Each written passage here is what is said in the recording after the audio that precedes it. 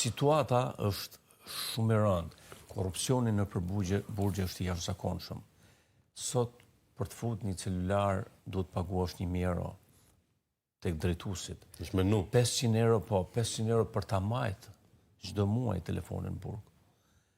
3.000 euro për ta dhënë një leje për të dalë një burgosu për të shkuar në shtëpi.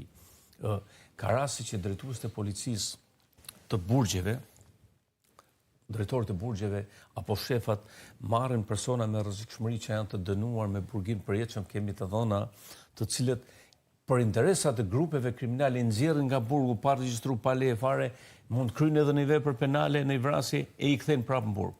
Apo persona të cilët nuk kanë plotësuar kushtet dhe kriteret për të dalë me leje, nxjerrin pa i regjistruar.